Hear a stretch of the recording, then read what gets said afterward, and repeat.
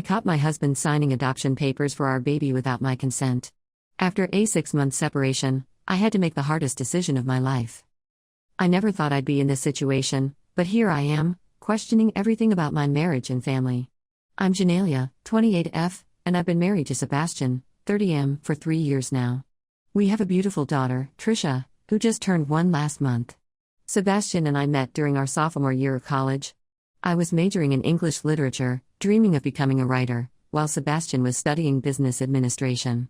We literally bumped into each other at the campus coffee shop. I spilled my latte all over his textbook. I was mortified, but Sebastian just laughed it off and asked me out for a replacement coffee. That was the start of our story. At the time, I was struggling with severe anxiety. It had started in high school after my parents' messy divorce, but college life had amplified it. I was barely keeping up with my classes, constantly worried about failing, and had trouble making friends. Sebastian became my rock. He was patient and understanding, always there to calm me down during panic attacks or to help me study when I felt overwhelmed. I remember one night during finals week of our junior year. I was having a particularly bad anxiety episode, convinced I was going to fail all my exams and get kicked out of college. Sebastian stayed up all night with me, quizzing me on literary theories and making sure I ate and drank water. When I finally fell asleep at dawn, he tucked me in and went to his own exam without having slept at all. That's when I knew he was the one. After graduation, Sebastian got a job at a local marketing firm while I started working at a small publishing house. We got married a year later in a small ceremony surrounded by our closest friends and family. Sebastian's mother, Clara, 55F, seemed a bit cold at the wedding, but I chalked it up to nerves. If only I had known then what I know now. When I found out I was pregnant with Trisha, we were both thrilled. It wasn't planned, but we had always talked about having kids, so it felt like the right time.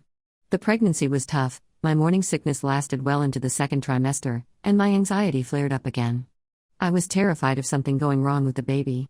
Sebastian was supportive at first, coming to every doctor's appointment and helping me research everything about pregnancy and childbirth. However, as my due date approached, Sebastian's behavior started to change.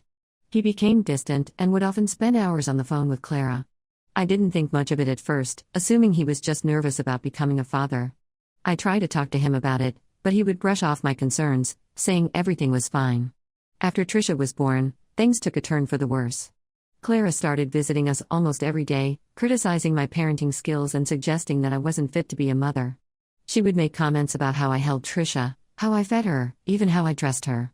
"Oh, you're not supporting her head properly," she'd say, "or are you sure you're producing enough milk? She looks a bit thin to me." Sebastian never stood up for me, always siding with his mother. I tried to brush it off, telling myself that Clara was just overly concerned and that it would get better with time. But it didn't. Instead, it got worse.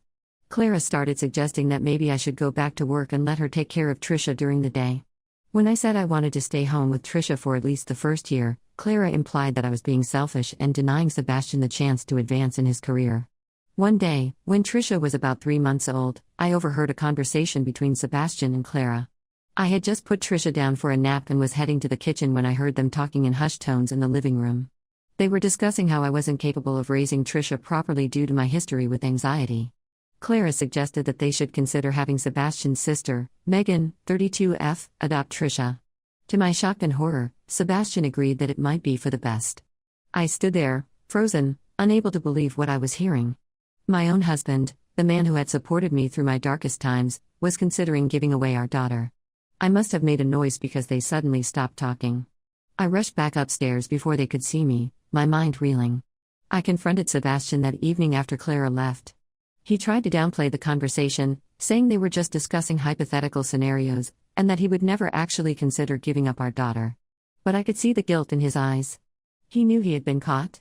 Over the next few months, the pressure from Sebastian and Clara intensified. They would constantly bring up scenarios where I might struggle as a mother, always circling back to how Megan would be a more stable parent.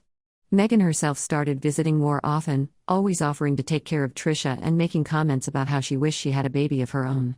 I felt like I was going crazy. Every time I expressed my concerns to Sebastian, he would dismiss them, saying I was being paranoid. But I couldn't shake the feeling that they were all working together to push me out of my daughter's life. I started having nightmares about coming home to find Trisha gone, taken away by Sebastian and his family. My anxiety, which had been under control for years, started to resurface. I found myself constantly on edge, afraid to leave Trisha alone with Sebastian or his family. I started seeing a therapist again, trying to work through my fears and doubts. But every time I started to feel better, something would happen to bring all the anxiety rushing back. I remember one particularly bad day when Trisha was about 8 months old. I had a migraine and asked Sebastian to watch Trisha while I lay down for a bit. When I woke up a couple of hours later, the house was quiet. Too quiet. I rushed downstairs in a panic, only to find Sebastian and Megan playing with Trisha in the backyard. They looked so natural together, like a perfect little family. When Sebastian saw me, he had the grace to look guilty, but Megan just smiled and said, "Oh, we didn't want to wake you. You looked so peaceful." Things came to a head last week when I came home early from work and found Sebastian, Clara, and Megan in our living room with a man I didn't recognize. They quickly ended their conversation when they saw me, but I managed to catch a glimpse of some papers on the coffee table that looked suspiciously like adoption forms. The stranger hurriedly gathered the papers and left, while Sebastian tried to distract me with questions about my day.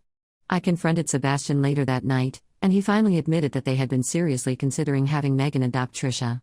He tried to justify it by saying it was all for Trisha's benefit, that Megan could provide a more stable home environment. He even had the audacity to suggest that I could still be part of Trisha's life as her aunt. I was devastated. The man I thought I knew, the man who had supported me through my darkest times, was now trying to take away the most precious thing in my life. I packed a bag for myself and Trisha and left to stay with my parents. Now, I'm torn. Part of me wants to fight for my daughter with everything I have. I look at Trisha, with her curly brown hair and big green eyes, so much like mine, and I can't imagine not being her mother. I think about all the milestones I'd miss, all the moments I'd never get to share with her. The thought of it makes my heart ache. But another part of me is scared that maybe they're right, that maybe I'm not fit to be a mother. What if my anxiety does come back full force?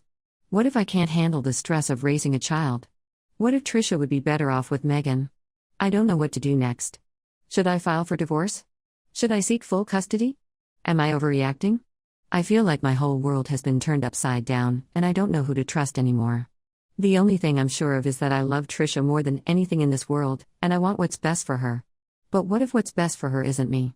Update 1: It's been 2 weeks since I left Sebastian and moved in with my parents. These have been some of the most challenging days of my life, but also some of the most enlightening. First, I want to thank everyone who commented on my original post. Your support and advice gave me the strength to take action. As many of you suggested, I contacted a lawyer specializing in family law. Her name is Rachel, and she was recommended by a friend from college who went through a messy divorce last year. When I met with Rachel and told her my story, she was shocked. She said she'd seen a lot of custody battles in her career, but nothing quite like this. Rachel immediately started working on my case. She advised me to gather as much evidence as possible: texts, emails, anything that showed Sebastian and his family's intent to adopt out Trisha without my consent. She also suggested I keep a detailed journal of all interactions with Sebastian and his family. The day after I left, Sebastian started bombarding me with calls and messages. At first, he was apologetic, claiming he had made a huge mistake and begging me to come home. He said he loved me and Trisha, and that he had just been confused and overwhelmed by the pressure from his mother. Part of me wanted to believe him, to go back to the life we had before all this started. But then I remembered the look on his face when I confronted him about the adoption papers, and I knew I couldn't trust him. When I didn't respond to his pleas, Sebastian's tone changed. He started threatening to fight for full custody, saying that with my history of anxiety, no judge would ever side with me. He said his family had connections in the legal system, which I later found out was a bluff, and that I would never see Trisha again if I didn't come back. His threats only strengthened my resolve. Rachel advised me to document everything, every call, every text, every interaction.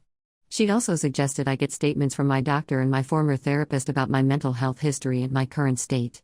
My therapist, Dr. Anderson, was particularly helpful. She wrote a detailed letter explaining how I had successfully managed my anxiety for years and how, in her professional opinion, it did not impact my ability to be a good mother. A week ago, we had our first mediation session. Sebastian showed up with Clara and their lawyer, a stern-looking man named Mr. Thompson. The session was tense, to say the least. Mr. Thompson tried to paint me as an unstable mother, using my past struggles with anxiety against me. He brought up incidents from years ago, panic attacks I'd had in college, the time I had to take a semester off due to depression, twisting them to make it seem like I was constantly on the verge of a breakdown. But Rachel was prepared. She presented the statements from Dr. Anderson and my general physician, both confirming that I've been stable for years and am fully capable of caring for Trisha. She also had testimonies from friends and coworkers, all attesting to my capabilities as a mother. What really turned the tide, however, was when Rachel presented evidence of Sebastian and Clara's manipulation. Remember those adoption papers I mentioned? It turns out they were real, and Sebastian had already signed them. Rachel had managed to obtain a copy from the adoption agency. Apparently, the stranger I saw that day was a representative from the agency. The papers clearly showed that Sebastian was willing to give up his parental rights to Megan without my knowledge or consent. The mediator, a kind-faced woman named Mrs. Patel, was appalled. She said that in her 20 years of practice, she'd never seen such a blatant attempt to circumvent a mother's rights. Sebastian's face turned white when he realized his plan had been exposed. Clara started yelling about how they were just trying to do what was best for Trisha, but Mrs. Patel quickly shut her down. By the end of the session, it was clear that Sebastian's case was crumbling.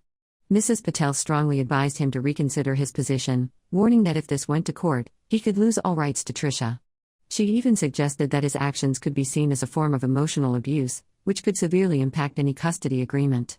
Since then, Sebastian has been quieter. He's requested another mediation session, this time without Clara present. It's scheduled for next week, and I'm nervous but hopeful.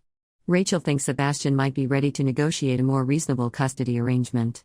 In the meantime, I've been focusing on Trisha and myself. My parents have been incredibly supportive.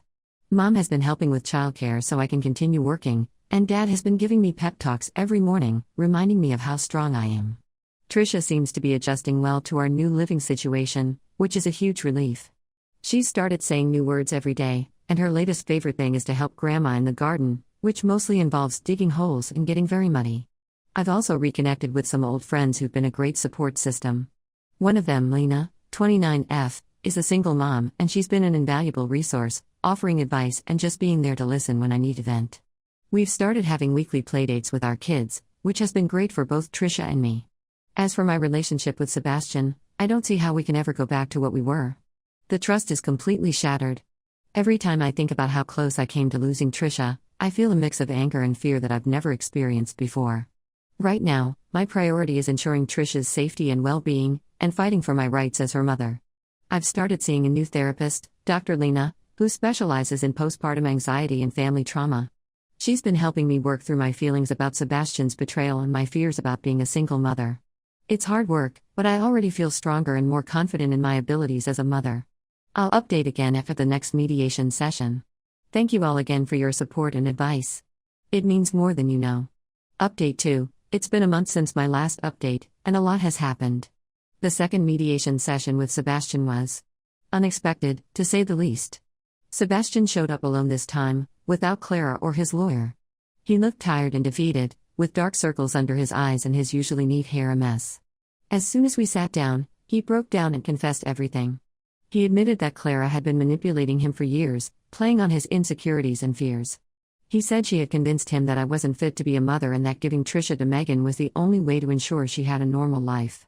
He also revealed something I hadn't known: Clara had done something similar to Sebastian's father years ago. Apparently, when Sebastian was just a child, Clara had manipulated the situation to gain full custody, effectively cutting his father out of his life. She had told Sebastian that his father had abandoned them, but Sebastian said he recently found out the truth when he reconnected with his father. I was shocked. Part of me felt sympathy for Sebastian, realizing he had been a victim of Clara's manipulation too. I remembered how close he and Clara had always been, how he would always seek her approval. It made a twisted kind of sense that she had been able to manipulate him like this. But another part of me was angry that he had been weak enough to let his mother come between us and our daughter. Sebastian begged for forgiveness and said he wanted to make things right. He offered to go to family therapy, to cut off all contact with Clara, and to do whatever it takes to rebuild our family. He even suggested we move to a different city to get a fresh start, away from Clara's influence. I was torn. On one hand, I still love Sebastian. We've been through so much together, and the idea of giving Trisha a chance to grow up with both her parents is appealing. I thought about all the good times we'd had, our college days, our wedding, the day Trisha was born. Sebastian had been my support system for so long, and part of me wanted to believe we could get back to that. On the other hand, the trust between us has been severely damaged, and I'm not sure if it can ever be fully repaired. Every time I look at him, I remember how close I came to losing Trisha. I think about all the times he sided with Clara over me, all the times he dismissed my concerns. Can I ever trust him to put our family first? After the mediation session, I spent a lot of time thinking about what to do. I talked it over with my parents, with Lena, and with Dr. Lena. I even reached out to Sebastian's father, wanting to hear his side of the story. He confirmed everything Sebastian had said about Clara's manipulation and expressed regret for not fighting harder to stay in Sebastian's life. After much deliberation, I've decided to proceed cautiously. We've agreed to a trial separation period of 6 months. During this time, Sebastian will move out of our house, which is currently empty, and find his own place. We'll have shared custody of Trisha, with me having primary custody and Sebastian having visitation rights. Sebastian will attend individual therapy to work on his issues with his mother and his own insecurities. We'll attend co-parenting counseling together to learn how to effectively parent Trisha as separated parents. Sebastian will have no contact with Clara unless it's approved by both of us and our counselor. At the end of 6 months, we'll reassess the situation and decide whether to proceed with divorce or attempt reconciliation. It's not an ideal situation, but I believe it's the best compromise for now. It gives Sebastian a chance to prove he's serious about changing, while also protecting Trisha and me. I'm still wary, but I want to give Sebastian the opportunity to be the father and partner I thought he was. As for Clara and Megan, they're out of the picture for now. My lawyer sent them a cease and desist letter, warning them that any attempts to interfere with our custody arrangement would result in legal action. Megan sent me a long email apologizing for her role in everything, saying she had no idea how far Clara was willing to go. I'm not sure I believe her, but I appreciated the gesture. I'm still living with my parents, but I'm starting to look for my own place. I want to establish a stable home for Trisha, whether Sebastian is part of it or not. My parents have been amazing through all of this, but I know I need to stand on my own 2 feet. This whole experience has been a roller coaster, but I'm trying to stay positive. Trisha is happy and healthy, and that's what matters most. She's starting to walk now, tottering around the house and getting into everything. Watching her grow and learn new things every day reminds me why all of this is worth it. I'm taking it one day at a time, focusing on being the best mother I can be. I've started writing again, something I hadn't done since college. It's mostly just journaling for now, but it feels good to put my thoughts on paper. Maybe someday I'll write that novel I always dreamed about. I'll update again in a few months when we reach the end of our trial separation. Thank you all for your continued support and advice. It's been a source of strength during this difficult time. Update 3. It's been 6 months since my last update, and today marks the end of our trial separation period. These past months have been a journey of self-discovery, healing, and difficult decisions. First, the good news: Trisha is thriving. She's now almost 2 years old, walking, talking, and bringing joy to everyone around her. She's adjusted well to the custody arrangement and seems happy spending time with both Sebastian and me. Her vocabulary is expanding rapidly, and she's starting to form simple sentences. Just yesterday, she pointed at a picture of us and said, "Mommy, Daddy, Trisha family." It melted my heart and broke it a little at the same time. As for Sebastian, he's made significant progress. He's been consistent with his therapy sessions and our co-parenting counseling. He's maintained the no-contact rule with Clara and has been working hard to rebuild his relationship with his father. I've seen real changes in him. He's more confident, more assertive, and seems to have a clearer sense of who he is outside of his mother's influence. Our co-parenting relationship has improved dramatically. We've learned to communicate effectively about Trisha's needs and to present a united front even when we disagree. It hasn't been easy, but we've managed to put Trisha's well-being first. We've even started having family dinners once a week, which Trisha absolutely loves. Now, for the difficult part. After much soul-searching and countless discussions with our counselor, we've decided to proceed with the divorce. Despite Sebastian's progress and our improved co-parenting relationship, I realized that I couldn't fully trust him as a partner again. The betrayal ran too deep, and I found myself constantly waiting for the other shoe to drop. Every time Sebastian made a decision without consulting me, even something as simple as changing Trisha's nap schedule, I would feel a surge of panic. Was this the start of him trying to take control again? Was Clara somehow influencing him behind the scenes? I realized that living with this constant suspicion and fear wasn't healthy for me or for Trisha. It wasn't an easy decision, but I believe it's the right one for all of us. Sebastian was understandably upset but said he respected my decision. We've agreed to continue our current custody arrangement and to always prioritize Trisha's needs. We're committed to making our co-parenting relationship work, even if our romantic relationship couldn't be salvaged. As for me, I've grown so much over these past months. I've rediscovered my strength and resilience. I've learned to trust my instincts as a mother and to stand up for myself and my daughter. I've also started dating again, casually for now, but it feels good to know that there's life after this difficult chapter. I've moved into my own apartment, a cozy 2-bedroom place with a small backyard where Trisha can play. It's been challenging at times, balancing single motherhood with work and my own needs, but it's also been incredibly rewarding. I feel like I'm finally in control of my own life. Clara made one last attempt to insert herself into our lives about a month ago. She showed up unannounced at my new apartment, demanding to see Trisha.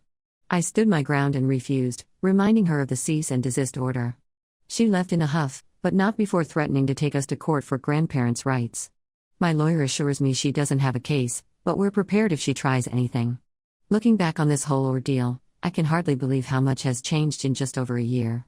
While it's not the happy ending I once imagined, I'm proud of how far I've come. I'm excited for this new chapter in my life, focusing on raising Trisha, advancing in my career, and rediscovering who I am as an individual. I've started writing more seriously, working on a children's book inspired by my experiences with Trisha. It's been therapeutic and exciting, a way to channel all the emotions of the past year into something positive. To anyone going through a similar situation, remember, trust your instincts, don't be afraid to ask for help, and always put your child's well-being first. It won't be easy, but you're stronger than you know.